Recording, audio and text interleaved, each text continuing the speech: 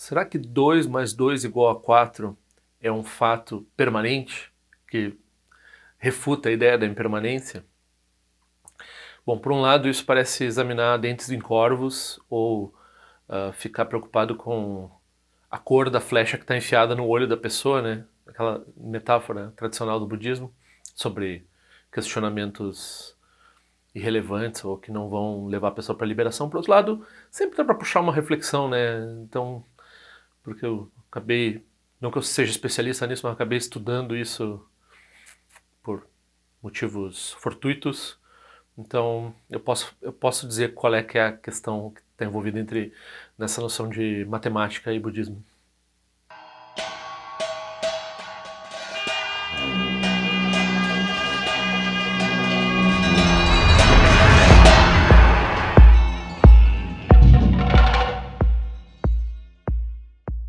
A questão aqui também é o uso da palavra existência e da palavra fatos, né? Então, 2 mais 2 igual a 4 é um fato do mundo ou é uma mera convenção, né? Aí isso vai depender um pouco da doutrina filosófica que a pessoa subscreve. Se a pessoa é platonista, platônica, né? O platonismo é uma doutrina filosófica famosa por dizer que as formas, daí forma tem um sentido bem específico dentro da visão grega e do platonismo. Então, o que realmente existe para esses platônicos são essas formas perfeitas que daí tem um passo dado aí que elas têm alguma conexão matemática, né?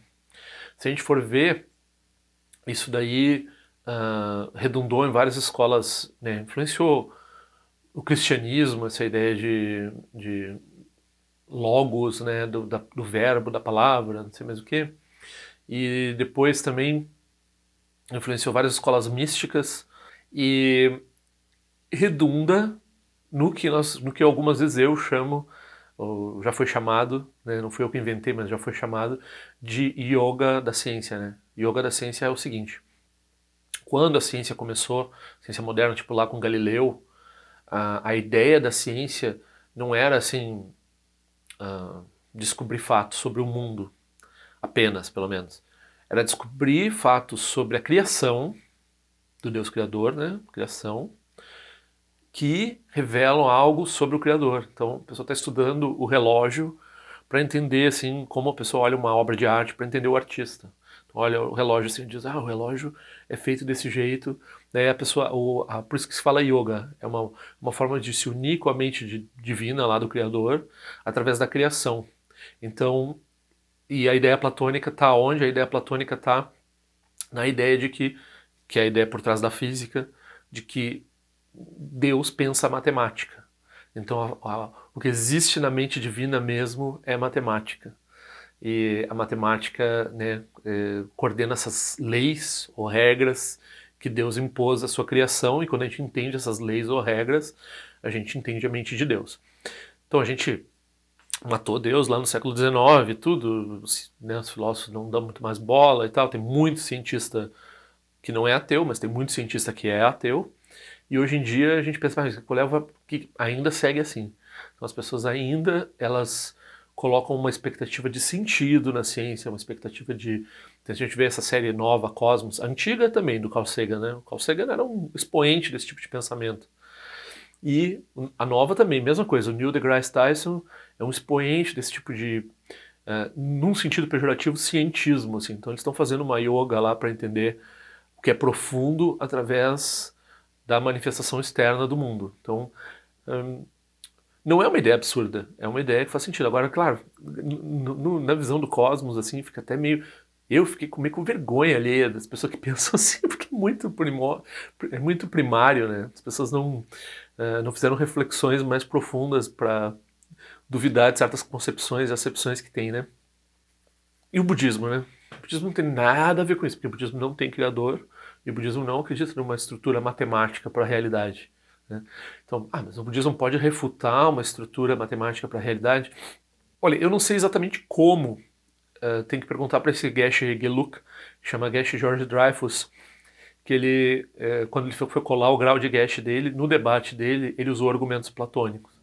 Então, ele defendeu uma posição não budista, contra os budistas, e ele sabia qual era a refutação, mas ele queria ver, né, ele estava fazendo uma tese, levantando uma tese, queria ver como é que os budistas, professores dele, reagiam e refutavam o que ele estava falando. Como se deu os detalhes disso, eu não sei. Mas ele não fez o argumento do ponto de vista de alguém que acredita no platonismo, que quer integrar o platonismo com o budismo. O que de fato muita gente na academia às vezes faz. Então, eu acho que é uma falha. Estritamente falando, não, o budismo não subscreve a uma visão metafísica na qual existem regras subjacentes a uma estrutura que seriam regras, né, matemáticas e assim por diante. Então, como é que o budismo pensa? Não, isso não é uma refutação, né? Então a gente vai deixar assim a metafísica platônica lá e dizer, tá, se você pensa assim, eu não sei exatamente como é que eu, né? Talvez depois eu dê um passo aqui para refutar isso com filosofia contemporânea, não usando o budismo. Com o budismo mesmo, eu sei que eles não chegam a, eles, o convencional não tem modo de existência. Então, afirmações, preposições, né, sejam matemáticas, sejam de qualquer tipo, eles são meras escritas na água. Então, eles são frutos de uma mente pensante que produz, né, resultados assim, assim, assado. A gente pode dizer assim, mas o resultado é sempre o mesmo, né, considerando, sim, mas é considerando certas regras, certos símbolos, seguindo certas regras, certos símbolos, se chega sempre no mesmo resultado. Isso tem alguma coisa de permanência ou impermanência? Se não tem nenhum ser pensando a matemática não existe. Então, por exemplo, a pessoa pensa que tem uma árvore, daí cai uma maçã, aí cai uma segunda maçã, aí cai uma terceira maçã. Aí uma pessoa olha no chão, tem 3 maçãs. A árvore está somando as maçãs. A árvore não está seguindo uma regra. Quem está seguindo uma regra é nós. Estamos usando um conjunto de símbolos, um conjunto de entendimentos para categorizar o fenômeno do jeito que nós precisamos entender. O próprio conceito de número, ele não é um conceito simples. Assim, desse jeito que a gente está falando, quando a gente indica, né, um objeto no mundo empírico a um número, que foi assim que começou, né, dedos e todo tipo de contagem, começou assim. Quando a gente está falando assim, tudo bem, mas quando a gente começa a falar que o número é infinito, que o número, né, que a gente tem que ter uma... A gente começa a falar de uma existência, de uma esteira de números, assim, que vai indo adiante.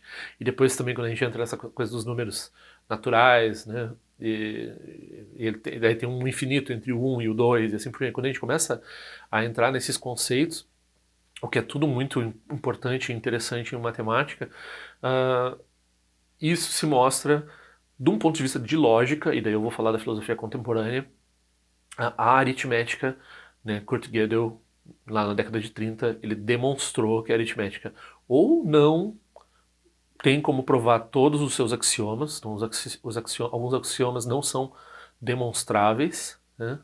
Então, tu não pode dizer arbitrários, mas vai dizer o quê, né? Alguns axiomas devem ser arbitrários, ou há contradição. É um sistema simples, como nós estamos falando da aritmética, certo? E olha o esforço dessas pessoas nessa época, né? O Frege passou a vida toda dele escrevendo um negócio dessa grossura, assim, para justificar logicamente a aritmética. E o Russell veio e disse, tá errado, joga no lixo. E depois o Russell, porque o Russell encontrou o paradoxo de Russell na definição de número. Então a definição de número é logicamente difícil. E por que eu estou falando em lógica? Porque lógica seria a subestrutura, né? Essa é a teoria do fundacionalismo matemático, né? Fundacionalismo matemático, que né, a gente vai reduzindo. Então a gente tem a aritmética, tem uma coisa mais simples que dá base para a aritmética, que é a lógica. E esse salto da lógica para a aritmética não foi feito. E daí tu pode dizer, mas então a lógica é uma coisa que tem uma estrutura que é eterna, ou pelo menos atemporal no sentido platônico. A gente volta naquela ideia lá da árvore caindo e tal. Se não tiver alguém pensando essas regras, essas fórmulas não... elas dependem de conceitos que vão e voltam. Mesmo quando elas têm uma característica que sempre é de um mesmo tipo, né?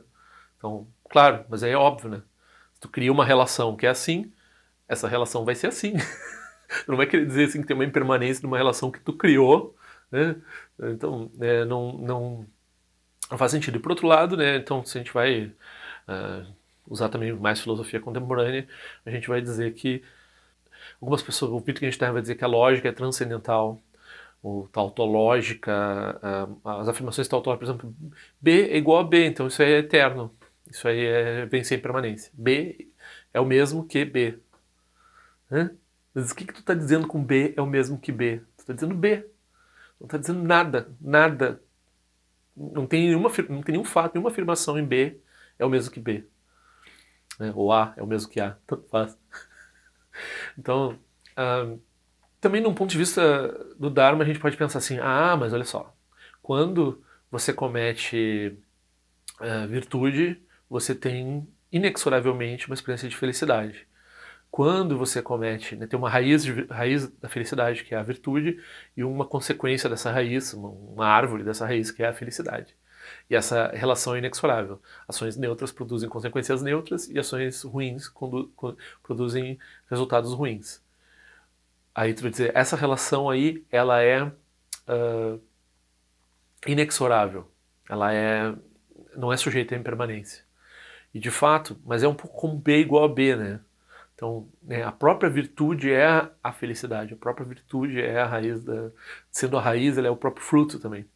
Então, e daí tu pode dizer, pode ir mais além um pouco. A impermanência é tão grave que a pessoa rouba um banco, mata 2, 3 pessoas, escapa com dinheiro, foge, vai morar nas Bahamas e passa por uma experiência aparentemente feliz nessa vida, assim, porque tem uma não linearidade no karma, né? Então, como a pessoa não vê a consequência da ação negativa dela, não tem o mérito de ver a consequência da ação negativa dela imediatamente após a ação negativa, ela segue cometendo ações negativas porque ela não vê uma relação de causa e efeito.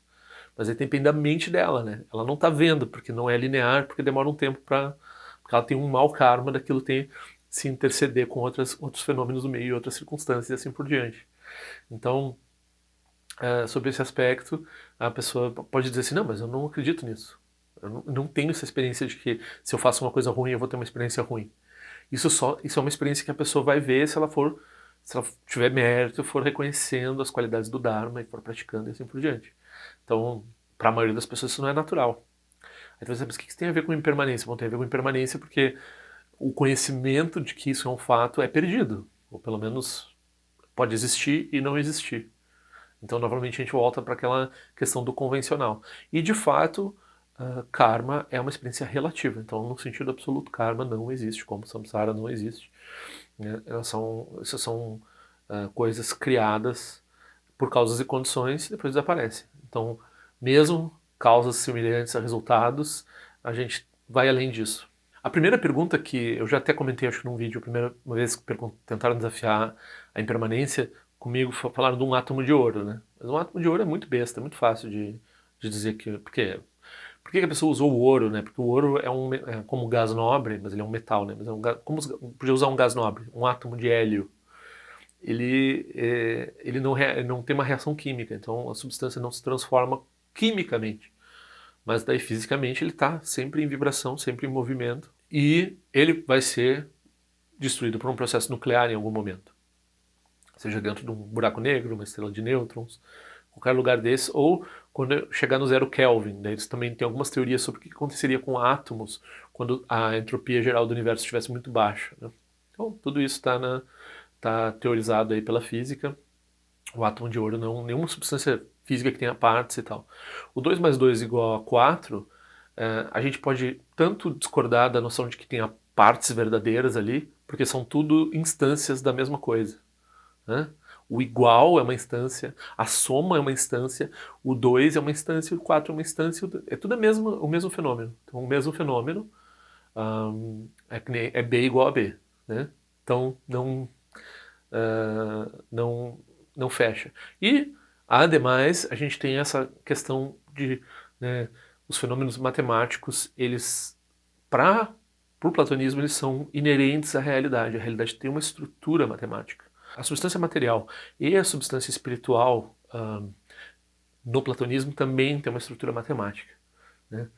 No budismo, a matemática é mais uma das coisas do samsara, é mais uma das coisas criadas por mentes que precisam de estabelecer regras. Isso também está no trabalho do Wittgenstein lá, né, que a gente aprende matemática ao aprender regras, né, e seguir uma regra. Qual é o sentido de seguir uma regra? tem mais a ver com psicologia. Olha, é muito provocador, porque eles são totalmente contra o psicologismo, esse pessoal Frege, o Russell e tal, eles não gostam de botar a mente nessa história, né? Eles são, em certo sentido, meio... Teve um outro rapaz também, quando eu estava falando sobre a interpretação de Copenhagen, ele levantou um livro do Heisenberg, que é um livro muito ruim, né, que ele tenta estabelecer uma base filosófica para a interpretação de Copenhagen, que eu não tenho certeza, ele foi um dos participantes da interpretação de Copenhagen, mas eu não tenho certeza se o Heisenberg entendeu o que o Niels Bohr queria com a interpretação de Copenhagen. Então, ele é um participante relutante, ou não relutante, mas é uma das pessoas que é uma decisão na sanga lá da interpretação de Copenhagen. E o livro dele não é bom mesmo. E eu não diria que a interpretação de Copenhagen é platonista. Então, ele também falou que a interpretação de Copenhagen é platonista. Eu também sou curioso para saber como é que o George Dreyfus refutou o platonismo. Eu não acho, não imagino que seja difícil, mas eu não entendo o platonismo suficientemente para, né, tentar aqui estabelecer uma refutação em termos do Dharma. Também não sei se eu entendo o Dharma suficientemente para isso. Mas o que eu falei aqui, em termos de teoria da completude, da incompletude, não, né, o resultado do Kurt Gödel, ou de Wittgenstein aqui também, ou mesmo com relação às considerações sobre seguir uma regra, ou o trabalho do Frege, o trabalho do Russell, a aritmética não tem bases muito... Ela é muito útil para nós. Ela não tem muitas bases na realidade, não. Os axiomas dela não são autoevidentes, não são autoprovados, não são todos eles demonstráveis. Ela é incompleta. Ou ela é contraditória. O pessoal prefere acreditar que ela é incompleta, né? Incompleta quer dizer que ela não é totalmente explicável, não é nem explicada, não é totalmente explicável.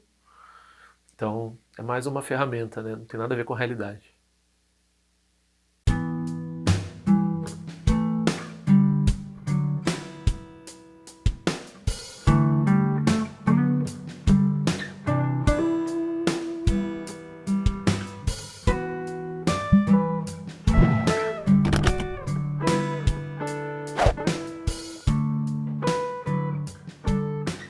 Ei, não esquece de se inscrever no meu canal, é importante para mim. Clica na sinetinha para receber a notificação e se quiser se inscreve no meu boletim informativo de forma o que eu ando fazendo, o que eu ando pensando. Também para contribuir de alguma forma com esse canal, esse é o endereço. Eu espero que em breve nós nos vejamos na prática do Dharma. Ao longo de minhas muitas vidas e até este momento, todas as virtudes que tenho alcançado, inclusive o mérito gerado por esta prática e todas as que vier a conseguir, ofereço para o bem-estar dos seres cientes. Possam a doença, guerra, fome e sofrimento diminuir para todos os seres, enquanto sua sabedoria e compaixão aumentam nesta e em vidas futuras. Possa eu claramente perceber todas as experiências como sendo tão insubstanciais como o tecido do sonho durante a noite e imediatamente despertar para perceber a manifestação de sabedoria pura no surgir de cada fenômeno. Possa eu rapidamente alcançar a iluminação para trabalhar sem cessar pela liberação de todos os seres. Nirawe Korajinga Sumpano Neoma Lundi Kwene Cherezi Wante Jinja Soiza Pekajar Produtin Jote Om Sochi Jamen Champene Jirasawa Kunchatuzi Zetai Bai Mediano Jutu Piamani Jogisa Sundatu Ten Jote Chime Kwene Pema Samba Sasora Jinjese no Pai Garjuan Shujuku Peku Kuse Destintes Indar Shinju Jigmetu Jutru Panangue Wancha Tungondo Pateno Muyengi Kupamalora Sanelundu Tinleta Tutin Jote Emeja Sum Pemeri Suche Pemetan Lati Kuzizuan Pemancho de Droma de Sojino Nibe Melunde do Jote Enenjoane Chimpote Payuri Nebadan de Basi Pechambundan Kusecha Senten Jote Tuson Sanje Guru Rinpoche Ngondo Condade Wajin Boja Barche com seu tutor da Poça Só Depson Chinji Lapto Soshi não são Ebeja Shiva Dançam Palum de Drupa Chinjelo Oma Rumbeza Guru Pema Sede Hun Ken Locho Son de Loche Zalin Sasson Cha Papel Trojo Sung Nangwa Damidral do Sungele Show